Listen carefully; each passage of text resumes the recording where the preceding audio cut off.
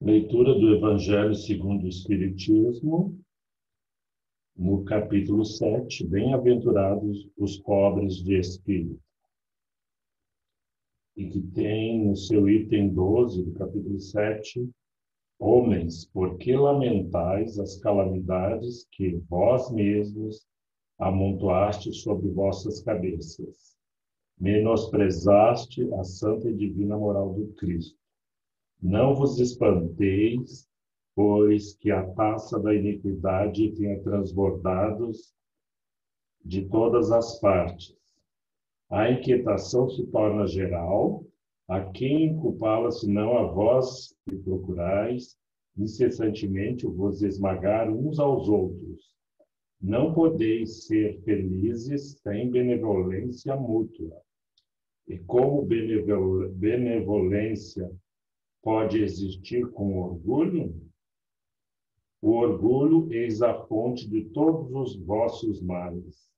Dedicai-vos, pois, a destruí-lo, se não quiserdes perpetuar suas funestas consequências. Um só meio se vos oferece para isso, mas este meio é infalível, é de tornar, por regra invariável de vossa conduta, a lei do Cristo, lei que tendes repelido ou falseado na sua interpretação. Adolfo, bispo de Argel, eu vou parar nesses dois primeiros parágrafos, já temos, um ensino profundo para as nossas almas.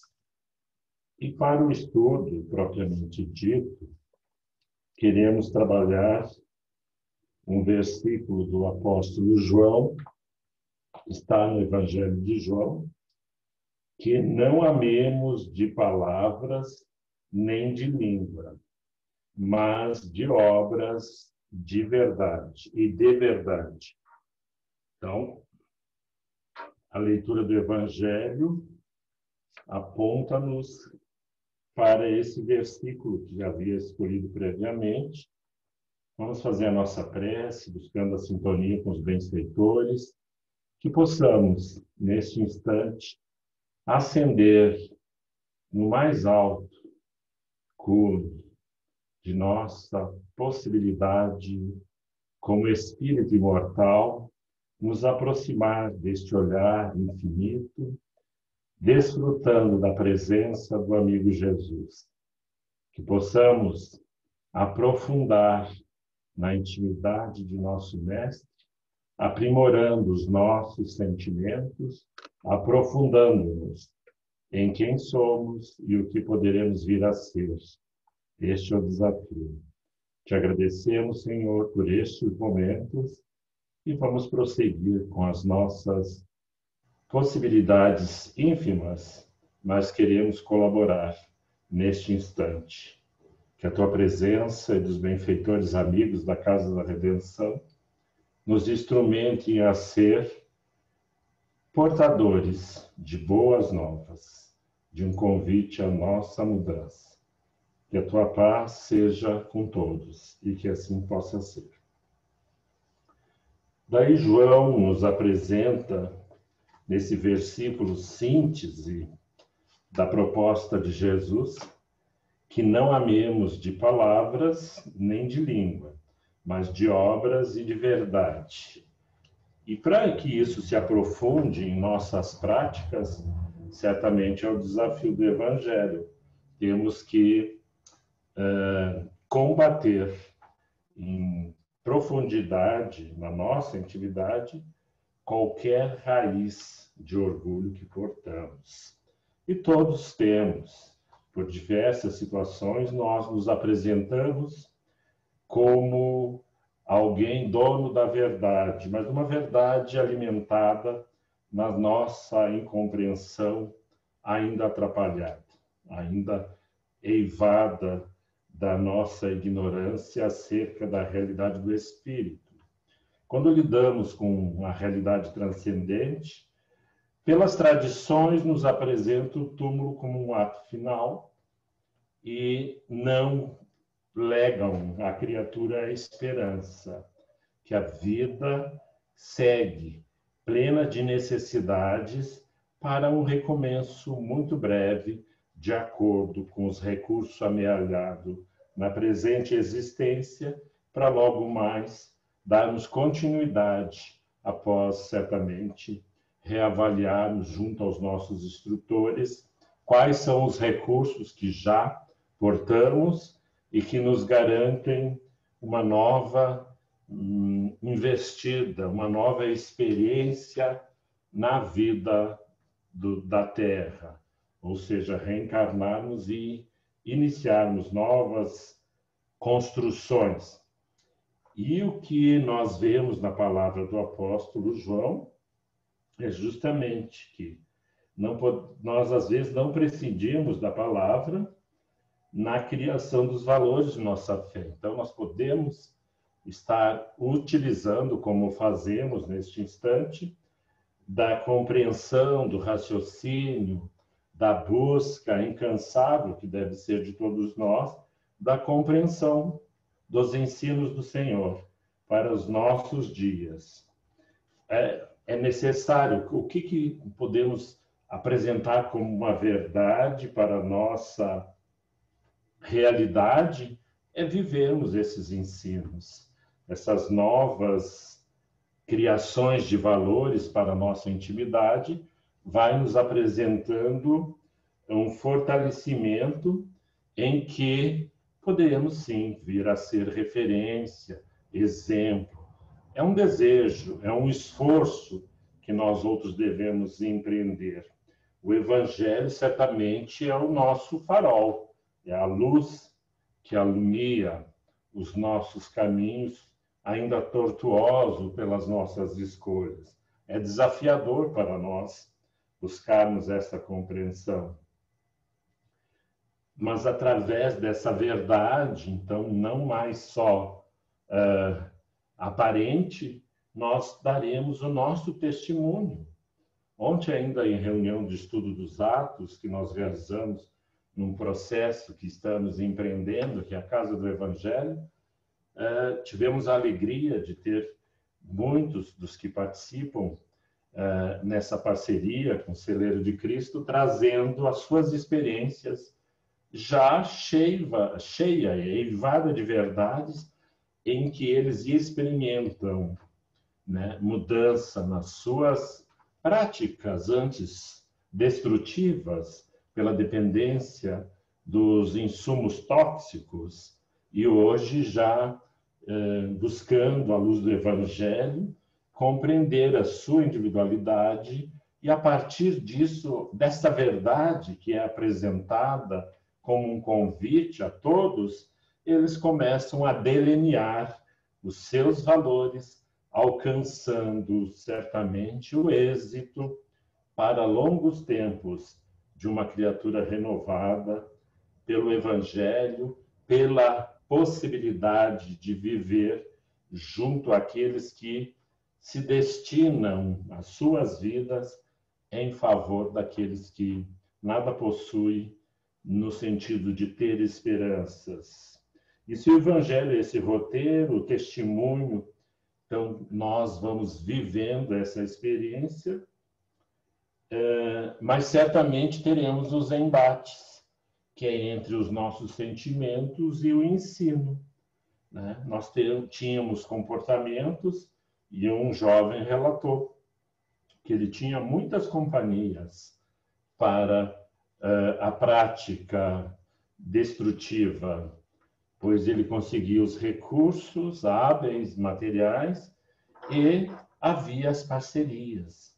E ele fazendo uma análise naquele dia de ontem, ele colocando que Hoje ele não tinha a companhia daquelas pessoas que o abandonaram, mas que ele havia encontrado outras pessoas que estão interessadas não no que ele tem, mas em quem ele é e como ele pode melhorar no convívio da comunidade.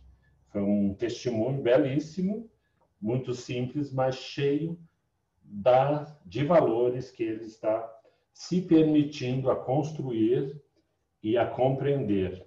Não negar o passado, mas lidar com essa experiência não bem-sucedida, destrutiva, pelo consumo dos entorpecentes e alcoólicos, etc., mas buscando clarear com o Evangelho essa nova realidade apresentada pela instituição Celeiro de Cristo, aonde todos, à luz do Evangelho, buscam mudar os seus comportamentos para uma prática mais construtiva. E certamente, então, essas obras afirmativas vão sendo solidificadas em todos nós.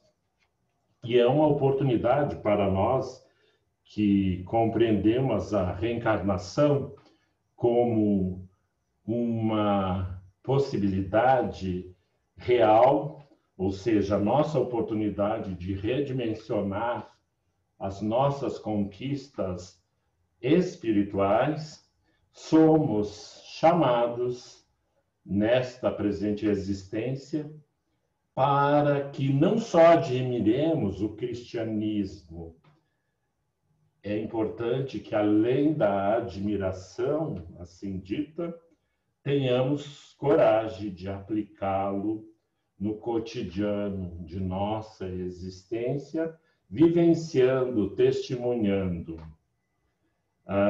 Podemos até ter, né, palavras gentis, né? Mas só essas palavras não bastam, se elas não forem cheias da verdade ou de verdade, e que possamos, através da nossa obediência, estarmos cientes que estamos realizando as transformações possíveis. Porque se temos como uma verdade o ensino de Jesus e reavaliamos as nossas decisões, as nossas posturas, certamente identificaremos muitas obrigações para cada um de nós realizar. Não podemos ficar acomodados, sem um poder decisório, porque esse ato de acomodação, de inatividade, de não busca da realização na presente encarnação, estaremos certamente suscetíveis e até muito próximos das trevas, da ignorância, da perturbação, da enfermidade. Então, é importante que busquemos, né, com segurança, mas com vontade própria, estribando as nossas escolhas pela modificação de nossos valores que garantem certamente que ascendamos e permanecermos no caminho do bem, alcançando um comportamento onde o amor é criativo, é operante, transforma não só a nossa individualidade, mas acrescenta às parcerias da reencarnação ou da encarnação que empreendemos neste momento. Não importa o estágio, não importa o período da nossa existência, se está no início, se está no meio, se está na final, né? Mas o que importa é que tenhamos essa compreensão, que o tempo é uma ferramenta disponibilizada a nós outros. E E esse tempo deve ser exercido permanentemente com o objetivo de amar o nosso semelhante, os nossos irmãos, e na busca da vivência deste amor, nós devemos estar imersos permanentemente nesta amorosidade, que é a presença do excelso amigo a realizar as nossas transformações, edificando a nossa compreensão e certamente na medida em que nós nos aprofundarmos nessa capacidade de trabalharmos, de suarmos e renunciarmos muitas situações que nos parecem favoráveis, prazerosas, pelo trabalho, pela renúncia, pelo abandono dos interesses próprios. E esse trabalho certamente nos facultará a construção do entendimento das nossas emoções, do nosso coração alinhado com o do ser celeste. Tal qual as plantas que direcionam-se em ramagem, buscando estabelecer uma relação profunda com o sol, com a luz, nós, outros seres espirituais, temos tais necessidades de mirar as estrelas e não se cansar de pedir que possamos nos aproximar das mesmas pela mudança do nosso modo de vida. Se hoje, como vemos na lição do Evangelho, naqueles 2 parágrafos, tropeçamos sob os entulhos da nossa inabilidade na construção do nosso cotidiano, somos convidados por este Evangelho que nos alerta. Os espíritos afrouxam as nossas durezas de coração e de sentimento, nos apresentando como uma parceria, como um ato solidário para nós que estamos nesses tempos imersos neste período em que somos apresentados às nossas construções coletivas. Vemos a humanidade toda numa experiência jamais pensada e elucubrada por o mais pessimista de todos nós, que teríamos que abandonar muitas das nossas práticas de convívio para adentrar num novo hemisfério de investigação. E temos escutado, eventualmente, pelas mídias, onde é apresentado a coletividade nacional, as dificuldades enfrentadas pelos núcleos de convívio intenso, pais e filhos, né? E familiares, conforme a sua constituição diante da realidade desses tempos em que a família transformou-se para diversas formas e núcleos de organização para o enfrentamento das suas emoções e dos seus sentimentos, e onde é apresentado pelo noticiário, como informo, das dificuldades de relacionamento saudável entre os pares, entre pais e filhos, entre toda a comunidade, às vezes até de um condomínio, pelas dificuldades em que não tínhamos por hábito enfrentar, experimentar. Em cima do nosso orgulho, buscávamos o conforto dos serviços, dos serviçais, das instituições, para atender responsabilidades nossas. E nessa busca permanente de estarmos ocupados e não preocupados com a oportunidade concedida pelo alto para o convívio junto aos nossos familiares.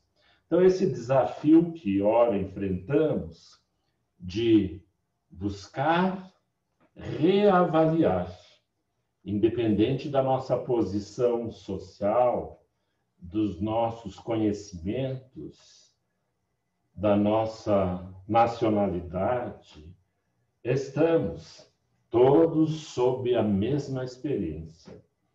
Não bastando, ainda enfrentamos essa dureza em que muitos dos nossos afetos, de nossos amores, partem antes de que nós, talvez um primeiro objeto para o nosso sofrimento, porque quando tivemos a oportunidade, desprezamos, e agora estamos fazendo um enfrentamento em que os laços estão sendo finalizados. Certamente os que partem deixam saudades, mas nós que ficamos poderemos sentir a saudade. E a melhor forma para dignificarmos toda essa saudade é o bem viver, readequando as nossas práticas, os nossos valores, para que possamos, não muito distante, reencontrarmos em uma assembleia na espiritualidade, ou porque já partimos dessa realidade, ou porque nos é permitido, pelo amor divino, reaproximar daqueles que estão partindo. E nessas reuniões, buscarmos estabelecer o perdão, mas também compreender que é possível redefinir a nossa existência em ambos planos, na vida espiritual e na vida material. Em alcançando esse compromisso, poderemos sim estarmos confiantes, mesmo diante desta realidade que nos afronta, que nos assusta, mas não devemos alimentar este medo interior. Devemos sim buscar compreender que somos filhos do Altíssimo. E se há permissão de que, pelos nossos atos, tenhamos construído o infortúnio, mas também esse mesmo Pai e Senhor renova as possibilidades para que alcancemos, sim, já, imediatamente, a felicidade possível nestas paragens. E essa felicidade há de vir não como uma quimera, como um ato de promoção, mas sim pelo entendimento que, ora, começamos a despertar nas realidades institucionais de diversa ordem, no sentido do trabalho, no sentido da gestão pública, em todas as suas esferas, segundo a responsabilidade e os esforços daqueles que integram, desde a educação, da segurança, da governança, todos querem, da ciência, todos querem vencer esta realidade, dizer, conseguimos alcançar uma melhoria adequada para as nossas realidades de espíritos encarnados. Mas para que tal se suceda, é preciso que tenhamos confiança, mas também que busquemos a renovação íntima, extirpando das nossas profundidades íntimas o egoísmo, o orgulho e todo e qualquer sentimento, essa erva daninha que estabelece a corrupção em todas as esferas humanas, a indiferença em todas as esferas humanas. Se hoje experimentamos uma posição que nos parece confortável, amanhã teremos que experimentar talvez uma que nos seja desfavorável para empreendermos em intimidade que é necessário que o ser espiritual prevaleça sobre todas as realidades e que possamos, nesta compreensão, garantir que estaremos fazendo a vontade de nosso Pai, de nosso Senhor, e vivendo o que o apóstolo nos convida, que amemos de fato e que vivamos obras e de verdade, ou seja, tenhamos as mãos calejadas pelas tarefas empreendidas e que possamos emoldurar os nossos corações nesse gesto de amor à humanidade.